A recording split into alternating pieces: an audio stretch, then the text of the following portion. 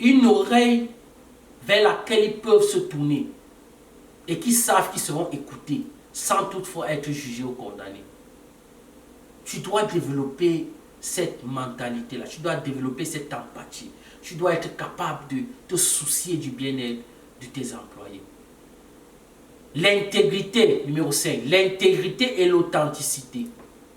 Un leader transformationnel est honnête, transparent et cohérent dans ses actions, inspirant la confiance.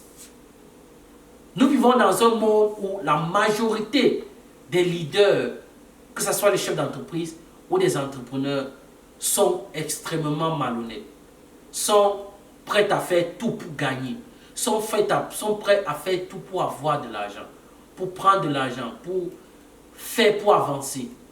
Mais toi, en tant que leader, n'oublie pas que c'est toi qui place le standard. C'est toi qui définis les normes et les régulations de ton entreprise. Tu ne peux pas demander aux leaders ou aux employés, autant pour moi, d'être honnête, d'être clair, d'être transparent, s'ils voient que toi-même tu es un menteur, s'ils voient que tu es malhonnête, s'ils voient que tu n'as pas cette capacité-là d'être transparent, non seulement transparent avec eux, mais transparent avec vos différents clients, où tu es toujours dans les magouilles pour pouvoir gagner plus. Tu dois être quelqu'un d'honnête et quelqu'un de transparent, quelqu'un d'authentique. Qu'on ne voie pas une personne, une face de toi, une facette de toi ici, et ailleurs tu es quelqu'un de différent. Ce n'est que ce que tu es que tes employés répliqueront. Ce n'est que la manière dont tu te comportes que tes employés se comporteront aujourd'hui. Parce que toute société a le leader qu'il mérite. Tout leader est le reflet de sa société. Ou alors toute société est le reflet de son leader. De la même manière, aussi toute entreprise est le reflet de son leader. Tout employé est le reflet de son leader. Si ton leader, si en tant que leader, tu es honnête, tu es transparent, ça sera automatiquement reflété sur tes différents employés. Le numéro 6, je vais m'arrêter là, l'encouragement à l'innovation. Un leader transformationnel encourage l'expérimentation et la prise du risque, créant un environnement favorable à la créativité. C'est très important. Est-ce que tes employés ont la capacité de prendre du risque? Est-ce que tes employés ont la capacité de prendre des décisions sans toutefois te consulter? Est-ce que tes employés ont cette liberté-là de parfois innover dans certains domaines sans toutefois peut-être te dire lorsque ce n'est pas nécessaire? Ou alors tu te rassures que tu te rassures que tu micromanages tout, que tu te rassures que tout ne se passe, rien ne se passe sans que tu ne donnes ton OK. Rien ne se passe sans que tu ne donnes ton feu vert. Est-ce que tu es ce genre de leader-là, que ce n'est que ce que tu dis qui doit être accepté? Ce n'est que ce que tu décides qui doit être pris. Ce n'est que ce que tu décides qui doit être appliqué. Comme j'ai dit au départ, nous pouvons avoir une idée, une bonne idée, mais les leaders ou alors les employés, notre équipe, peuvent transformer cette idée en une idée beaucoup meilleure que ce que nous avions auparavant. Et nous devons avoir l'humilité parfois de dire que notre idée, de reconnaître que notre idée de départ n'était pas aussi meilleure que ce que les employés ont proposé. Et accepter ce que les employés ont proposé dans le but de permettre à l'entreprise d'aller de l'avant. Parce que nous devons comprendre ceci, nous travaillons tous avec un but commun, celui de permettre à l'entreprise de se développer et d'aller de l'avant. Alors, est-ce que tu encourages l'innovation? Est-ce que tu permets à tes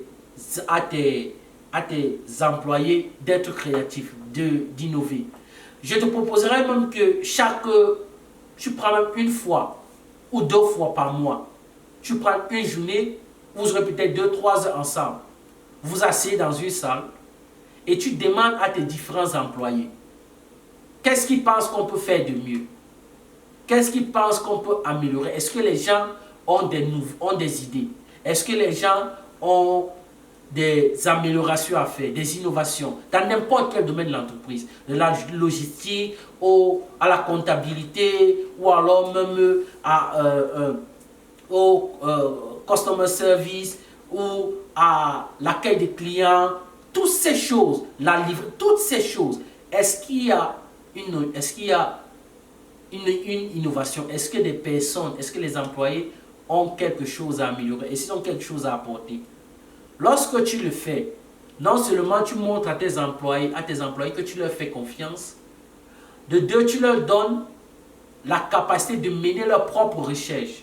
Pourquoi? Parce qu'ils savent que chaque mois, on va s'asseoir avec le boss et le boss va nous poser des questions si on a des choses à améliorer dans l'entreprise.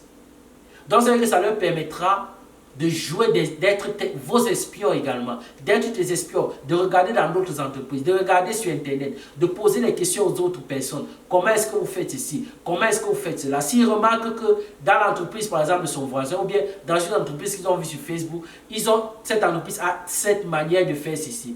Ils vont se renseigner comment est-ce qu'on peut faire ceci. Et lorsqu'ils apprendront comment est-ce qu'on peut faire ceci, ils peuvent prendre ça et amener dans votre entreprise pour permettre à votre entreprise de devenir encore meilleure. Vous devez être capable d'être ouvert et de permettre à votre entreprise ou à vos employés d'apporter les résultats, d'être innovateur, d'être créatif.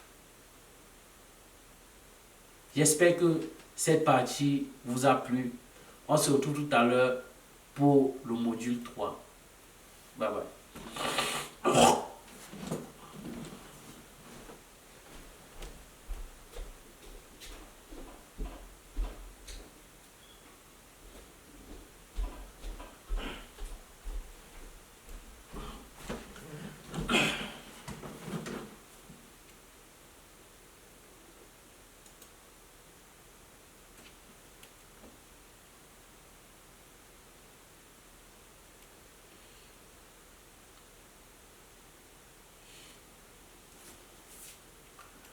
Module 3.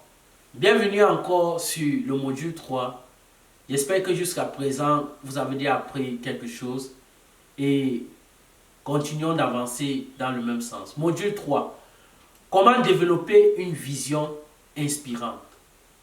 C'est très important de développer une vision inspirante. Dans cette partie, nous allons partager comment développer ou alors formuler et communiquer une vision qui inspire les employés. Comme j'ai dit au départ, si vous n'arrivez pas à communiquer votre vision aux employés, ce sera très compliqué pour que vos employés atteignent les objectifs. N'est-ce pas? Alors, votre vision doit être en accord avec les valeurs de l'entreprise. Je me répète. Numéro 1, votre vision doit être en accord avec les valeurs ou alors doit être alignée avec les valeurs fondamentales de l'entreprise. Quelles sont les valeurs de votre entreprise? Qu'est-ce que vous avez comme valeur? Il y a certaines entreprises qui n'ont pratiquement pas de valeur. Elles sont prêtes à tout. Elles sont prêtes à faire du n'importe quoi juste pour atteindre leurs objectifs ou alors pour gagner de l'argent. Vous, quelles sont vos valeurs? Si par exemple, moi, la vision de notre entreprise est de permettre ou alors de délivrer les meilleures formations et trainings aux entreprises et aux personnes afin de faire des meilleurs leaders et à moindre coût. Ça, c'est ma vie, ça, c'est notre vision. Nous voulons équiper, nous voulons former, nous voulons développer les leaders, que ce soit sur le plan personnel ou sur le plan professionnel, mais à moindre coût. Et nous voulons que nos formations, que nos trainings soient de qualité. Soient de qualité et à moindre coût. Ça, c'est de façon globale notre vision.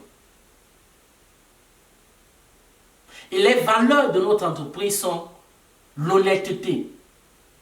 Si nous vous disons qu'une compagnie, si nous vous disons que l'une de nos formations coûte 100 000 francs, ou alors 200 euros, ou 300 euros, c'est juste un exemple comme ça, nous ne vous dirons pas après que non, parce que vous êtes une entreprise qui a un capital d'1 milliard de francs CFA ou 1 milliard de dollars, vous devez nous payer plus que ça. Non. Le prix que nous fixons est accessible à tout le monde. C'est le même prix pour tout le monde. Et nos prix sont affichés. Si on dit 10 dollars, c'est 10 dollars pour tout le monde, peu importe qui vous êtes. Parce que nous avons dit que notre vision est de permettre que tout le monde ait de la grande qualité de formation, mais à un prix battant toute concurrence. Une autre de nos valeurs, c'est la transparence. L'honnêteté et la transparence, c'est pratiquement la même chose. Aussi, une autre valeur que je peux ajouter à notre entreprise, l'une de nos valeurs, c'est l'excellence. Nous nous rassurons que tout ce que nous le faisons avec excellence, parce que c'est cette vision-là que nous avons. Nous voulons que les personnes reçoivent le meilleur de nos produits, les meilleurs produits, que ce soit les consulting, que ce soit les trainings, que ce soit les formations, que ce soit les cours en ligne, peu importe. Nous nous efforçons à développer l'excellence. Alors, vous, quelles sont les valeurs de votre entreprise? Lorsque vous connaissez la vision, il faudrait que votre vision soit en accord avec les valeurs de votre entreprise. Que votre vision n'aille pas dans le nord et vos valeurs aillent dans le sud. Ça ne marchera pas. Il faudrait que vos employés sachent que votre vision et vos valeurs sont un. Là, ils pourront facilement vous suivre.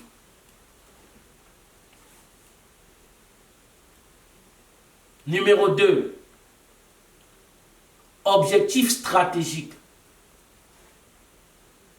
La vision doit soutenir les objectifs à long terme de l'entreprise. Vous savez, il y a les différents types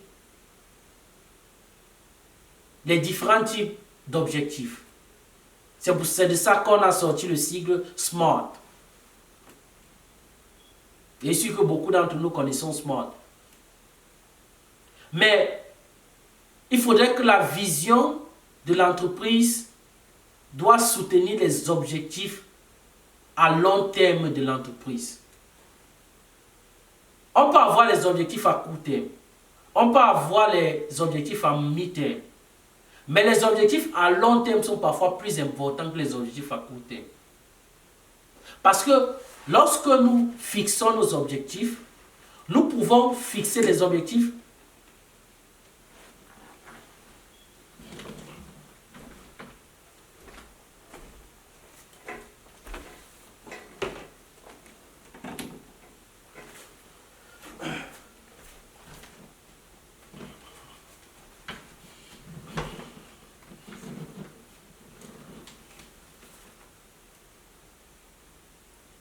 pouvons fixer des objectifs à court terme, mais ces objectifs à court terme ou à mi-terme travailleront tous ensemble pour nous permettre d'avoir des objectifs ou alors de nous avancer vers des objectifs à long terme.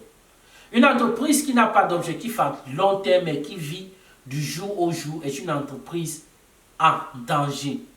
Parce que les objectifs à long terme nous permettent de garder le cap et nous permettent de rester droit dans ce que nous faisons. Il y a certaines entreprises qui souffrent actuellement. Il y a certaines entreprises qui ne gagnent même pas encore de l'argent actuellement, qui ne rentabilisent pas encore actuellement. Mais elles ont des objectifs sur 5, 10, 15 ans. Lorsque vous voyez une entreprise aujourd'hui comme une entreprise comme Amazon, Amazon a été créée il y a ça des années. Ben Jeff Bezos n'a pas gagné assez d'argent, ne gagnait même pas de l'argent avec Amazon lorsqu'il a commencé. Il a passé beaucoup d'années sans gagner de l'argent avec son entreprise. Mais il avait un objectif à long terme. Son objectif était de devenir la plus grande plateforme commerciale dans le monde. C'était ça son objectif, à long terme. Il avait des objectifs à court terme qui lui permettaient de faire ceci et cela. Mais il était concentré sur son objectif à long terme. Parce que parfois, nos objectifs à court terme peuvent nous distraire et nous empêcher d'atteindre les objectifs à long terme. Ça ne veut pas dire que les objectifs à court terme ne sont pas nécessaires. Parce qu'on ne commence pas à manger un éléphant en entier. On commence par manger cet éléphant en mangeant en le coupant en petits morceaux. C'est très important de commencer par à le manger en le coupant en petits morceaux. Mais le but le plus important, c'est qu'à la fin, nous mangeons tout l'éléphant. Alors il faudrait que votre vision soit à long terme. Il faudrait que vous soyez capable de parler avec vos employés, que même lorsque l'entreprise chavire un peu, lorsque l'entreprise chancelle un peu, vous ramenez toujours ces objectifs à long terme devant vos employés. Vous leur dites, ça peut être compliqué aujourd'hui, mais voici là où nous sommes en train d'aller. Voici la vision que j'ai dans mon esprit. Voici notre objectif. Voici ce que nous allons atteindre. Dans 5 ans, dans 10 ans, voici ce que nous deviendrons. C'est pour ça que certaines compagnies, même comme les Amazon, les Facebook et consorts, ce qu'elles font quand elles commencent à grandir, elles ne payent pas nécessairement les employés avec du cash. Elles vendent des actions. Elles donnent des actions. Elles payent les employés en actions. Pourquoi est-ce que les employés préfèrent avoir des actions que d'avoir du cash? À cause de la vision à long terme que l'employeur ou alors que le fondateur ou l'entrepreneur leur montre. C'est parce que je vous montre où est-ce que nous sommes en train d'aller que vous pouvez accepter avoir quelque chose à court terme maintenant.